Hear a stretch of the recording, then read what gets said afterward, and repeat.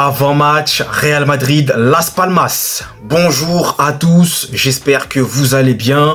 Moi, ça va très bien. Aujourd'hui, je vais vous faire une petite vidéo assez courte de l'avant-match entre le Real Madrid et Las Palmas qui aura lieu plus tard à partir de 16h15. Donc ne manquez pas ce rendez-vous si vous êtes supporter madrilène, un match très important qui pourra nous permettre non seulement de prendre 2 points d'avance sur l'Atlético de Madrid qui a perdu son match contre les Leganés, mais en plus de ça, de prendre 7 points d'avance sur le Barça qui a fait match nul face à Retafe. Et d'ailleurs, si vous n'avez pas encore vu le débrief, je vous invite à aller le voir.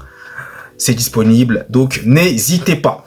Sinon, avant de poursuivre cette vidéo, eh bien, je vous invite comme d'habitude à vous abonner, à liker, à partager et à commenter. Merci à vous de votre soutien. Ça me fait toujours hyper et autant plaisir. Et n'hésitez pas à me dire ce que vous pensez de mon nouveau gros pull. Voilà, donc mettez une petite note. Vous ne soyez pas non plus trop exigeant, s'il vous plaît. Mais n'hésitez pas si ça vous intéresse. Enfin bon, bref.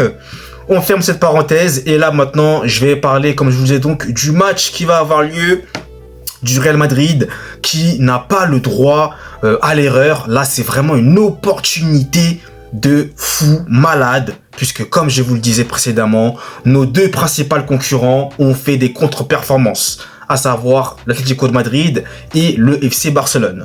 Donc nous, le Real Madrid, on a une occasion en or de non seulement passer premier du classement et en plus de ça, de prendre des points d'avance sur nos principaux rivaux. Donc là, on joue à domicile face à Las Palmas. Las Palmas, faut faire très attention à cette équipe-là. Moi, je me méfie très sérieusement de cette équipe parce que déjà, première chose, ils ont battu le Barça. Faut pas l'oublier. À l'extérieur, ils étaient à l'extérieur, ils ont battu le Barça. Donc attention. Et Las Palmas, voilà, c'est une équipe qui peut te surprendre. Donc le Real Madrid, vous connaissez. Va falloir qu'il soit efficace très rapidement. Parce que moi, j'ai peur que d'une seule chose, et vous le savez, c'est que le Real a beaucoup d'occasions et le Real ne marque pas. Donc quand ça se passe comme ça, en général, c'est jamais bon signe. Je ne vous apprends rien. Ce n'est jamais bon signe. Donc à nous de marquer très rapidement et surtout de faire preuve d'une grande efficacité devant les buts afin de se mettre définitivement à l'abri. Ensuite, il va falloir aussi faire attention aux erreurs d'inattention. Il va falloir faire gaffe parce que on l'a vu en Coupe du Roi, notamment contre le Celta Vigo, on se fait rattraper de 2 buts alors qu'on menait 2-0 à cause d'erreurs. D'erreurs qui pouvaient largement être évitées. Donc ça, va falloir faire gaffe absolument face à Las Palmas et puis surtout, eh bien, voilà, gagner ce match. Voilà, la victoire est importante là, faut vraiment gagner parce que honnêtement, ça serait vraiment le gros coup pour le coup de ce week-end-là, contrairement aux 2 équipes qui, comme je vous le disais, nos principaux rivaux, eux, n'ont pas gagné. Donc voilà, t'as une balle. Je dirais pas une balle de match, mais t'as vraiment une grosse opportunité là de prendre la première place plutôt de la Liga. Donc faut pas gâcher ça, il faut vraiment y aller.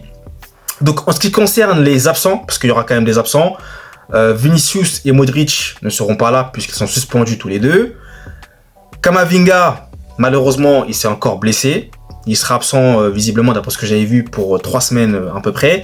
Et Eder Militao et Carvajal, comme vous le savez, sont ont tous les deux été victimes de rupture de ligaments croisés. Donc au fur et à mesure, ils se remettent un petit peu de cette très grave blessure malheureusement. Et d'ailleurs au passage, je leur envoie tout mon soutien. Et voilà. Donc bonne nouvelle, le retour de David Alaba. Je vous l'avais déjà dit dans une vidéo, mais là c'est clair. Bon, il est sur le banc de touche d'après ce que j'ai pu voir, mais il n'avait pas encore pu disputer un match. Bon, là j'espère peut-être qu'il va pouvoir disputer ses premières minutes. On verra, avec Ancelotti, on sait jamais. Peut-être qu'il va remettre, je sais pas, parce que comme il change tout le temps de composition, moi je sais plus, il change tout le temps, on sait pas qui sera en défense centrale, on sait pas qui sera en milieu, on sait pas. On est peut-être sûr en attaque, on sait qu'il y aura peut-être Mbappé, Rodrigo, peut-être, je pense que ça c'est sûr, mais au milieu de terrain ou en défense, ça peut changer, on sait pas. Donc je ne sais pas. Mais j'aimerais bien voir quand même David Alaba. Pour le coup, j'aimerais bien le voir surtout contre Las Palmas, hein, voilà. Qui, ça lui permettrait déjà de reprendre ses marques, des sensations, voilà, qu'il pourrait retrouver. Et surtout, de reprendre aussi ces habitudes-là de jouer, surtout que ça fait maintenant très très longtemps qu'il n'a pas disputé de match, hein, David Alaba, après sa blessure. Donc voilà, j'ai pas trop de choses à dire, hein. Efficacité, faut marquer, faut pas se faire endormir, faut pas rater des opportunités, faut pas faire d'erreurs d'inattention, surtout rester concentré jusqu'à la fin et tuer l'adversaire qui est en face. Faut vraiment les tuer, parce que Las Palmas, je sais pas s'ils vont venir avec ces stratégies-là, hein, mais à mon avis, ils vont peut-être venir avec un bloc bas, voilà, je pense, hein. Après, ils vont peut-être essayer de trouver le moindre petit espace, petite chose pour essayer de marquer, donc voilà, va falloir être tranchant devant les buts. Voilà donc pour cet avant-match, donc merci à vous de l'avoir suivi, et nous, eh bien je vous dis à très très vite pour de prochaines vidéos et de prochains débriefs. Allez, peace!